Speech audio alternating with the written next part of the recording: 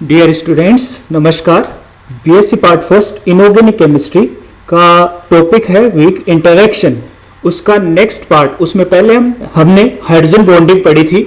उसका next part है अपना वांडरवाल बल, वांडरवाल फोर्सेस। वांडरवाल फोर्सेस क्या होते हैं? किसी नाभिक द्वारा उसकी परिधि के बाहर के इलेक्ट्रॉन्स को अपनी ओर आकर्षित करने वाला बल वांडरवाल बल कहलाता है।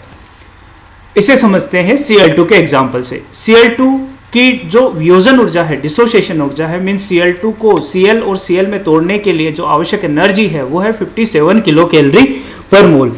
लेकिन यहाँ पे Cl2 की ऊर्ध्वपातन ऊर्जा, सब्लिमेशन एनर्जी है, वो है 5 किलो कैलोरी पर मोल। मीन्स Cl2 अणुओं को अलग करने के लिए जो एनर्जी चाहिए वो चाहिए 5 किलो कैलोरी पर मोल।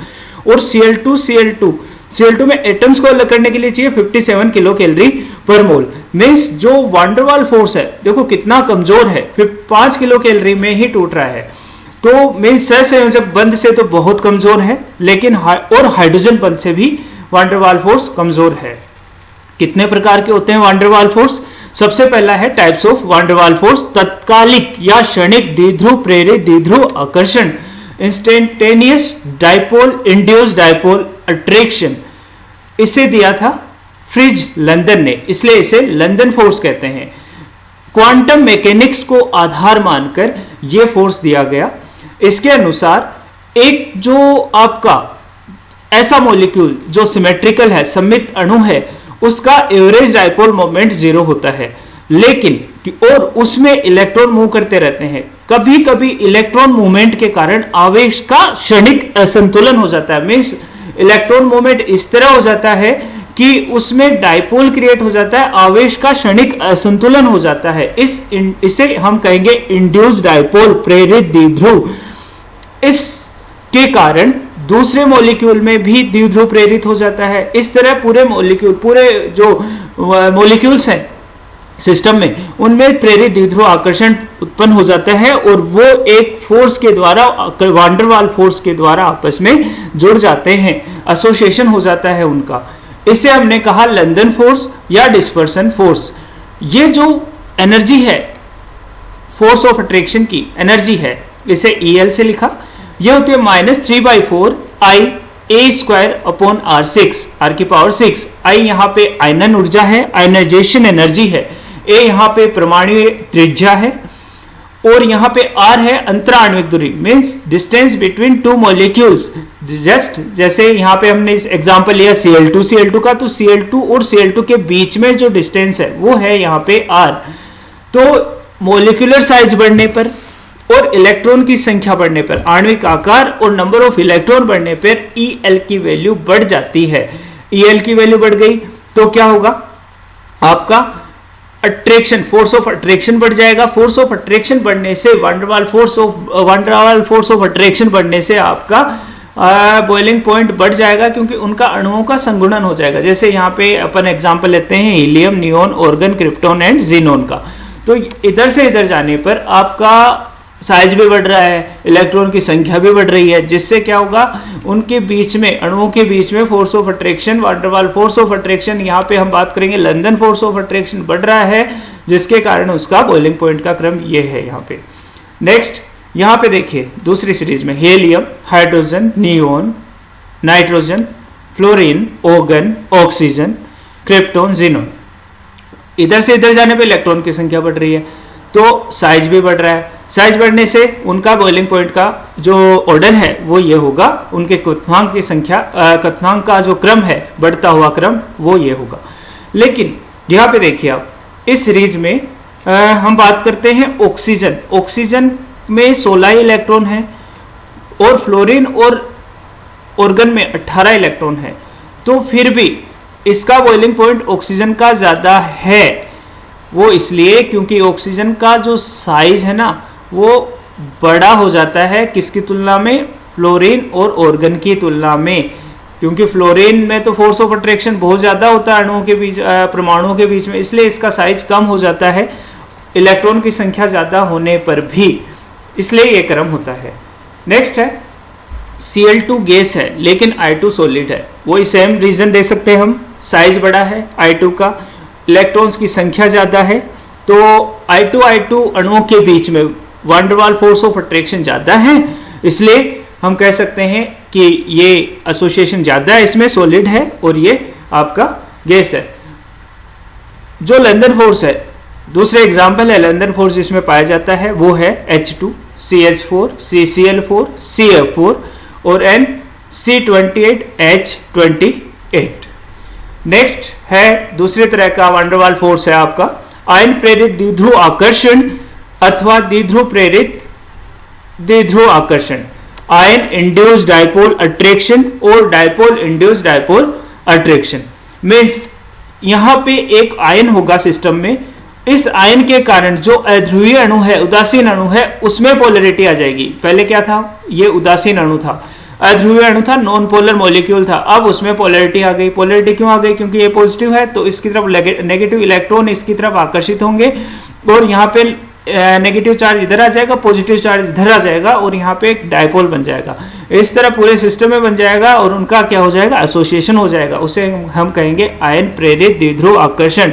और जो ये दिया था डिवाइन है, इसलिए इसे हमने कहा ईडी, जो एनर्जी है ईडी है वो होगी -z² α/2 r⁴।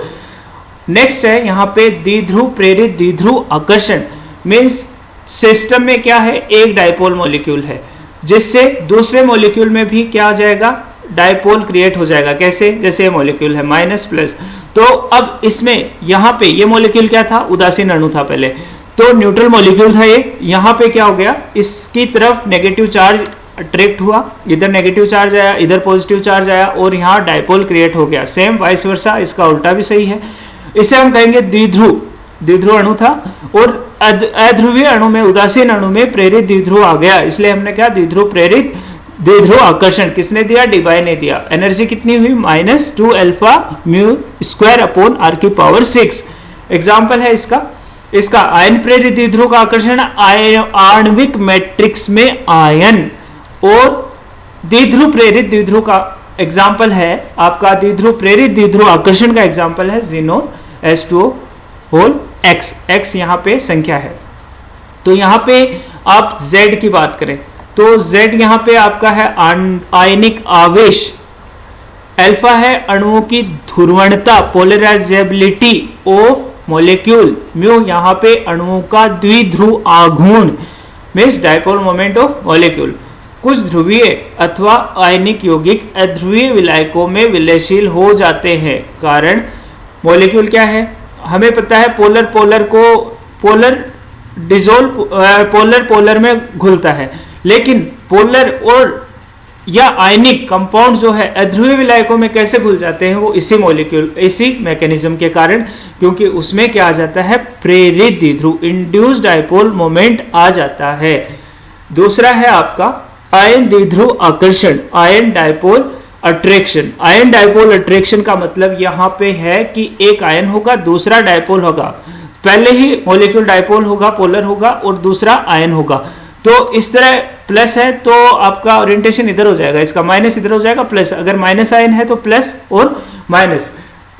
इसकी एनर्जी जो है वो होगी हमारे पास Z plus minus mu upon 4πε/r²। Example है इसका पोटेशियम के H2 का होल 6 प्लस। तो यहाँ पे H2O मॉलिक्यूल क्या है, पोलर है, और पोटेशियम जो आयन है वो भी आयन है एक। नेक्स्ट है आपका द्विध्रुव आकर्षण, डायपोल अट्रैक्शन। यहाँ पे दोनों मॉलिक्यूल जो है वो डायपोल होंगे, तो सपोज ये मॉलिक्यूल डायपोल है तो दूसरा मॉलिक्यूल भी डायपोल है, तो इसमें अट्रैक्शन कैसे होगा, माइनस माइनस तो एक साथ नहीं आएंगे, माइनस प्लस के साथ अट्रैक्ट होगा, और इस तरह इसमें अभिविन्यासीकरण होगा, ओरिएंटेशन इफेक्ट बोलते हैं इसे, ओरिएंटेशन इफेक्ट। इसका एग्जांपल है NF3OF2। इसे कीजम फोर्स भी कहते हैं, क्योंकि दिस इज गिवन बाय कीजम, और दिशात्मक आकर्षण है, ओरिएंटेशनल अट्रैक्शन है। यहाँ पे देखिए दिशात्मक है ना ये, इस तरह। तो ये जो कीजम एनर्जी है वो होगी -2 μ⁴/3 r⁴ kT। यहाँ पे वोल्ट्जमान कांस्टेंट है, वोल्ट्जमान स्थिरांक है, T टेम्परेचर है, और यहाँ पे E के कीजम ऊर्जा है। एग्जांपल है NF3 के बीच में BRF और BRF के बीच में, क्योंकि दोनों ही मॉलिक्यूल क्या है, पोलर है यहाँ पे। नेक्स्ट है फैक्टर अफेक्टिंग वान डर वाल फोर्स ऑफ अट्रैक्शन, वान डर वाल आकर्षण बलों को प्रभावित करने वाले कारक। पहला है एटॉमिक रेडियाई, परमाणु त्रिज्या ज्यादा होने पे, हमने पहले ही बताया था रेडियाई ज्यादा होने पे उनमें पोलराइजेबिलिटी, ध्रुवणता आ जाती है, जिससे वान डर वाल फोर्स ऑफ अट्रैक्शन अणुओं के बीच में बढ़ जाते हैं। एग्जाम्पल जैसे helium, neon, organ, krypton, xenon. तो यहाँ पे वान डर वाल फोर्स ऑफ अट्रैक्शन किस में ज्यादा है, जिनोन में, इसलिए बॉइलिंग पॉइंट भी ज्यादा किसका होगा, इसका, जिनोन का। दूसरा है आपका डायपोल मोमेंट, द्विध्रुव आघूर्ण।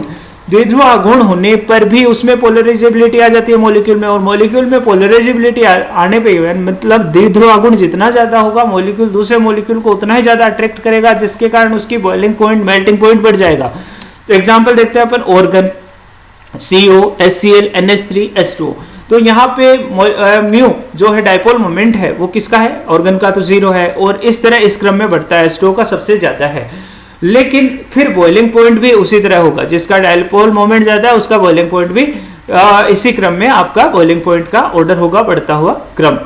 आपका नेक्स्ट है अंतराण्विक दूरी, इंटरमोलिकुलर डिस्टेंस जितनी ज्यादा होगी अणुओं के बीच में उतना ही आपका वान डर वाल फोर्स ऑफ अट्रैक्शन कम लगेगा।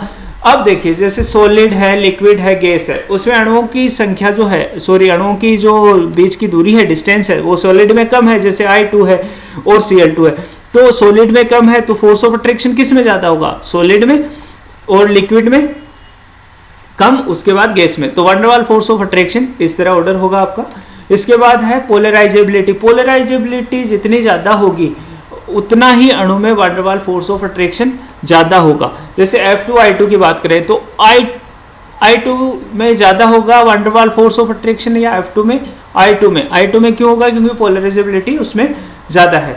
इसके बाद I2 और Cl2 की बात करें तो सबसे ज्यादा पोलराइजेबिलिटी किसमें है, I2 में। इसके बाद है ताप, टेम्परेचर, इसमें क्या है आपका, टेम्परेचर बढ़ाने पे वान डर वाल फोर्स ऑफ अट्रैक्शन कम हो जाते हैं। क्यों हो जाते हैं, क्योंकि काइनेटिक एनर्जी है मॉलिक्यूल की वो बढ़ जाती है, काइनेटिक एनर्जी मॉलिक्यूल की बढ़ जाने के कारण आपका अणु दूर दूर हो जाते हैं, वान डर वाल फोर्स हो अट्रैक्शन कम हो जाता है, उनके बीच की डिस्टेंस बढ़ जाती है। टेम्परेचर कम करके, ये डिस्टेंस कम करके हम जो गैस के अणु हैं उनको क्या कर सकते हैं, पास ला सकते हैं, और इसे हम कहते हैं लिक्विफिकेशन ऑफ गैस, गैस का द्रवीकरण।